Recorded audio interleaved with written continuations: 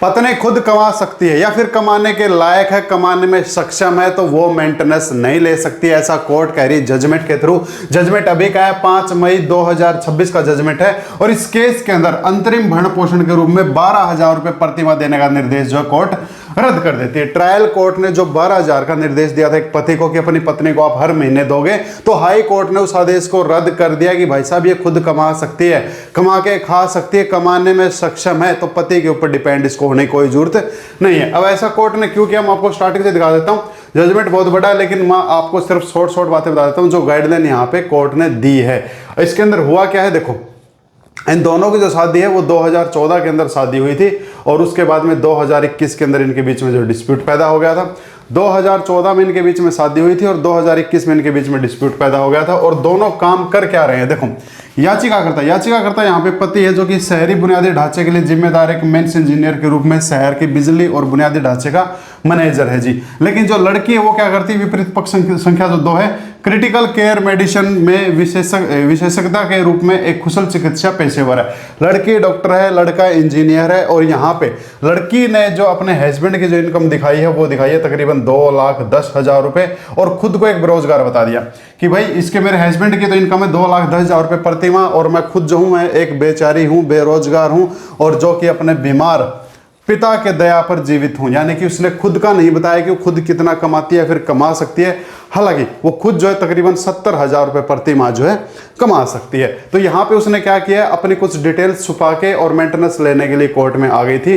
अब पति ने क्या किया, पति ने जी 482 के तहत में देखो सीआरपी से सेक्शन 482 का यूज किया और हाई कोर्ट में आया है कि भाई मेरे को क्या दिलवाया जाए, न्याय दिलवाया जाए और जो अंतरिम जो आदेश मेरे को दिए गए हैं 12,000 रुपये मेंटेनेंस का, उसको क्वेश्चन किया जाए, जो कि किसके तहत दिए गए, घरेलू हिंसा अधिनियम की धारा 2005 की धारा 23 के तहत में। और इसमें 12,000 रुपये तो पत्नी को मेंटेनेंस देने के लिए कहा है और एक बेटी है उसको 8,000 रुपये मेंटेनेंस देने के लिए ट्रायल कोर्ट ने कहा, यानी कि टोटल 20,000 रुपये का मेंटेनेंस यहाँ पे लगाया है। लेकिन पति ने रिक्वेस्ट की कि मेरी वाइफ खुद कमा सकती है, कमाने में सक्षम है। उसने ट्रायल कोर्ट को अपने झूठे एविडेंस दिखाए हैं कि मैं बेरोजगार हूँ, एक गरीब हूँ।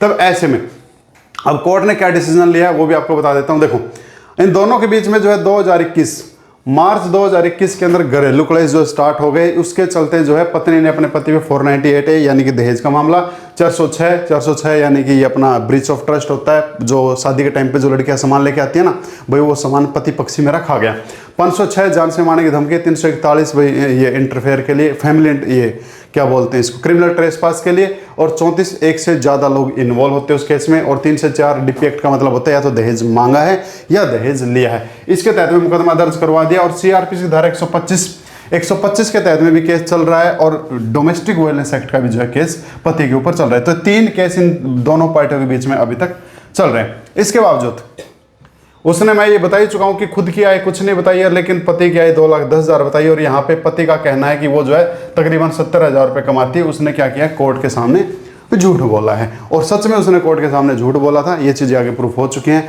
और यहाँ तक की जानकारी आपको अच्छी लगी आप इसको लाइक कर लें, शेयर कर लें, सब्सक्राइब कर लें।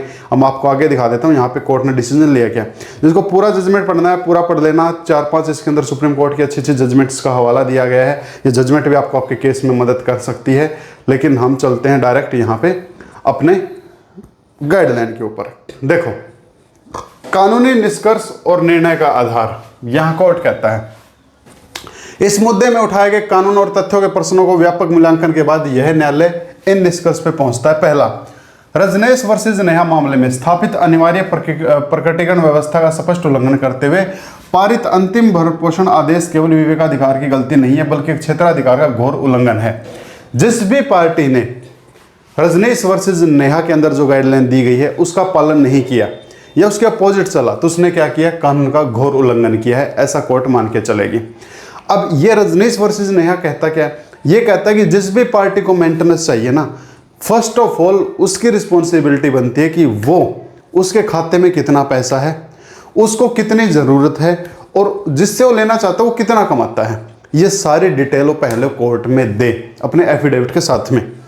जिस पार्टी को मेंटेनेंस देना है वो भी अपनी बैंक स्टेटमेंट, उसके खाते में कितना पैसा है, कितना वो कमाता है, कितने उसके खर्चे हैं। होते हैं ना भाई, मेरे मेडिसिन के खर्चे हैं, माँ बाप के खर्चे हैं, मेरे खुद मैं किराए के मकान में रह रहा हूँ, मेरे खुद खर्चे हैं। तो उसको अपनी क्या देनी पड़ेगी, यानी कि दोनों को अपनी लायबिलिटीज जो है कोर्ट में जमा करवानी पड़ेगी, लायबिलिटीज एंड रिस्पॉन्सिबिलिटी जो भी है। और अगर कोई पार्टी वो जमा नहीं करवाता है तो ऐसे में उसने क्या कर दिया, रजनीश वर्सेस नेहा का उल्लंघन कर दिया। तो इस केस में ऐसा ही हुआ था। वित्तीय पारदर्शिता का आदान प्रदान अनुच्छेद 141 के तहत एक संवैधानिक आवश्यकता है। दोनों पार्टियों को अपनी वित्तीय पारदर्शिता दिखानी पड़ेगी कि मैं कितना कमाने में सक्षम हूं या फिर नहीं हूं, जिसका उल्लंघन करने से परिणामी मात्रा निर्धारक कानून रूप से कमजोर हो जाता है। और अगर जो उल्लंघन करोगे तो फिर न्याय नहीं हो पाएगा। अब दूसरी बात बता दी यहाँ पे, स्वयं का भरण पोषण करने में असमर्थ है, यानी कि कोई आदमी अगर खुद का भरण पोषण नहीं कर सकता है तो वो अपने पार्टनर से मेंटेनेंस ले सकता है, लेकिन जो खुद का भरण पोषण करने में अगर सक्षम है तो वो उस केस में अपने पार्टनर से नहीं ले सकता है। उच्च योग्यता प्राप्त पेशेवरों की अंतर्निहित कमाई अक्षमता के संदर्भ में इसकी कड़ी जांच होनी चाहिए, यानी कि जो लोग पढ़े लिखे हैं या जिन्होंने भाई थोड़ी अच्छी पढ़ाई कर रखी है, जो अच्छा कोई ऐसा कोर्स कर रखा है एज ए प्रोफेशनल कोर्स, उनकी कमाई की जांच होनी चाहिए। ऐसे तो कोई भी कह देगा। और जो माता पिता से, यानी कि बच्चे जो मेंटेनेंस ले रहे हैं, बच्चे अपने माता पिता से यहाँ पे मेंटेनेंस ले सकते हैं।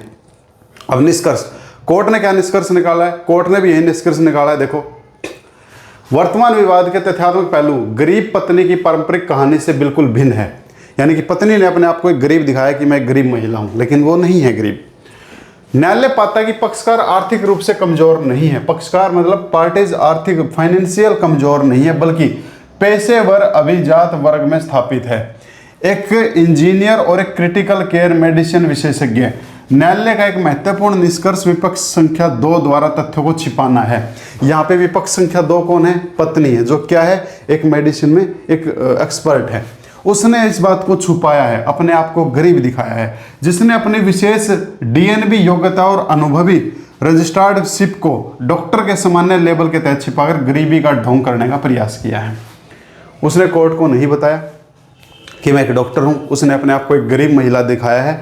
हालांकि वो गरीब नहीं है, वो एक प्रोफेशनल डॉक्टर है जिसकी लमसम इनकम जो है पति ने यहाँ पे 70,000 रुपये दिखाई है, और कोर्ट ने माना है कि उसने हमारे सामने झूठ बोला है।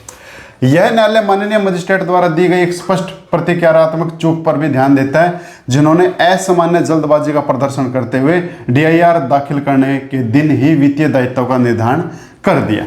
यानी कि यहाँ पे हाई कोर्ट कह रही है, जो ट्रायल कोर्ट है ना, ट्रायल कोर्ट ने भी एक जल्दबाजी में गलती की है कि जब डीआईआर दाखिल करना था उसी दिन उन्होंने क्या डिसाइड कर दिया, इनकी वित्तीय क्षमता या इनका दायित्व जो है डिसाइड कर दिया, जिससे याचिकाकर्ता की वास्तविक प्रयोजन आय और पत्नी की पर्याप्त कमाई क्षमता का पारदर्शी मूल्यांकन बाधित हो गया।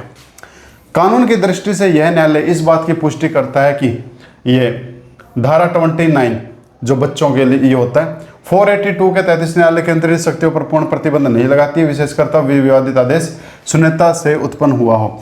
रजनीश वर्सेस नेहा मामले में अनिवार्य प्रकटीकरण व्यवस्था का पूर्ण उल्लंघन एक विवेकाधीन अंतरिम आदेश को क्षेत्र दृष्टि से अमान्य बना देता है। आय क्षमता के सिद्धांत को एक अनिवार्य न्याय संगत नियंत्रण के रूप में माना जाना चाहिए। भरण पोषण करने में असमर्थता के विधायी आशय को स्वैच्छिक पेशेवर निष्कर्षता को सब्सिडी देने के लिए विस्तारित नहीं किया जा सकता है। अगर कोई आदमी अपने ही प्रोफेशन को छुपाएगा, अपनी क्वालिफिकेशन को छुपाएगा, फिर कोर्ट में मेंटेनेंस के लिए आता है तो उसको सब्सिडी नहीं देनी चाहिए। और यहाँ पे फिर कोर्ट ने क्या कर दिया, कोर्ट ने उसके मेंटेनेंस को रद्द कर दिया और ट्रायल कोर्ट में दोबारा केस को भेज दिया कि भाई पत्नी के दावे का मूल्यांकन करते समय माननीय मजिस्ट्रेट को उसके कमाई क्षमता पर विशेष रूप से निर्णय देना चाहिए। दोबारा इन केसों को ट्रायल कोर्ट में भेज दिया और क्या कह दिया, माननीय मजिस्ट्रेट इस आदेश की सूचना मिलने की तिथि से 2 सप्ताह के भीतर दोनों पक्षों को रजनीश वर्सेस नेहा मामले माननीय सर्वोच्च न्यायालय निर्धारित प्रारूप में अपनी अपनी संपत्ति और देनदारी के हलफनामे में दाखिल करने का निर्देश देंगे। सारा मेंटेनेंस बंद कर दिया। हाँ, बच्ची का मेंटेनेंस अभी स्टार्ट है 8,000 रुपये, पत्नी का मेंटेनेंस बंद कर दिया, दोबारा इनको ट्रायल कोर्ट में भेज दिया और ट्रायल कोर्ट को आदेश दे दिया कि 2 हफ्ते के अंदर अंदर इनकी जो भी रिस्पॉन्सिबिलिटी है, इनकी जो लाइबिलिटी वो इनसे जमा करवाओ, इनके हलफनामे लो और उसके बाद में पत्नी की स्पेशल पत्नी की प्रॉपर्टी की चेक करो, उसकी कमाई क्षमता चेक करो, उसके बाद आप डिसाइड करो और कि ये मेंटेनेंस लेने की हकदार होगी कि नहीं होगी। और ये जजमेंट था आपका 5 मई 2026 का। इस केस का निपटारा कर दिया है और केस आ गया आपका ये इस केस के तहत में 5 मई 2026 ये जजमेंट है। तो भैया कोई भी अगर कमाने में सक्षम है ना, मेंटेनेंस लेने का वही हकदार है जो कमाने में सक्षम ना हो, लेकिन जो कमाने में सक्षम है वो एजुकेटेड भी हो सकता है, उसके पास कोई स्किल भी हो सकती है, ऐसे में मेंटेनेंस का हकदार नहीं होता है। ये जानकारी अच्छी लगी आप इसको लाइक कर लो, शेयर कर लो, सब्सक्राइब आप इसको जरूर कर लो। Thank you.